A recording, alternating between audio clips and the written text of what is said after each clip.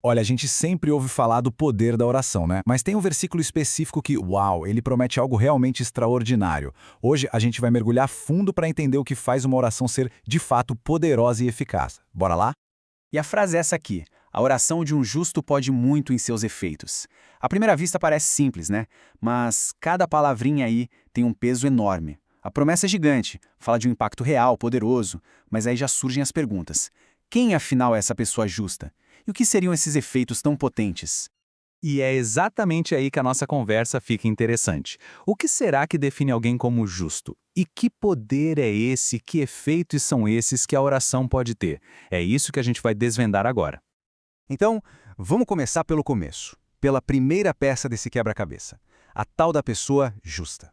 Sabe, para a gente entender o poder da oração, primeiro a gente tem que entender quem é que está orando. E olha, a resposta pode surpreender. E aqui está o pulo do gato. Ser justo, nesse contexto, não quer dizer ser perfeito, sem defeito nenhum. A ideia é bem diferente. É sobre alguém que foi justificado pela fé e que, sabe, está ali no dia a dia buscando viver com integridade, com amor, de um jeito que faz sentido com aquilo em que acredita. E essa diferença é crucial. Porque a gente tende a pensar que uma pessoa justa é aquela impecável, que não comete erros. Mas não é isso. O conceito aqui é outro. A questão não é não ter falhas, mas sim ter coerência. Uma sintonia fina entre a fé que se tem e a vida que se leva. Ok, então a gente já entendeu quem é a pessoa justa. Agora, a pergunta de $1 milhão.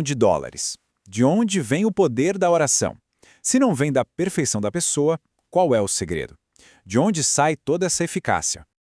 Bom, o que o texto indica é que a oração é eficaz. Ela nasce de um lugar bem específico, do coração. E tem algumas condições. Primeiro, um coração arrependido, que reconhece as próprias falhas. Segundo, estar em paz com as outras pessoas, sabe ter relacionamentos resolvidos. E terceiro, que talvez seja o ponto principal, o desejo sincero de se alinhar com a vontade divina, e não de tentar impor a nossa. E tudo isso deságua numa ideia central, sabe? O poder não está nas palavras, como se fosse uma fórmula mágica. Não é sobre dizer a coisa certa. A eficácia da oração vem da qualidade do relacionamento, dessa comunhão, dessa intimidade entre quem ora e Deus. Tá, mas como isso funciona na vida real? Para deixar a ideia menos abstrata, o texto traz um exemplo incrível, quase um estudo de caso, a história do profeta Elias. E o mais interessante é como Elias é descrito. Ele não é apresentado como um super-herói, uma figura mítica. Pelo contrário, o texto faz questão de dizer que ele era um ser humano com sentimentos semelhantes aos nossos, ou seja, gente como a gente. O que ele tinha de diferente? Uma fé que não desistia, uma fé perseverante. E qual foi o resultado dessa fé, dessa comunhão? Foi direto, foi poderoso.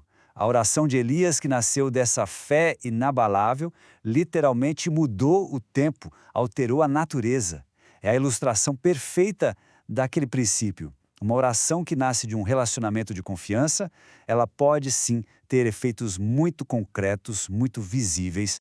Isso nos leva a uma última parte fascinante sobre os efeitos da oração. É que eles têm um impacto duplo. A oração trabalha em duas frentes ao mesmo tempo.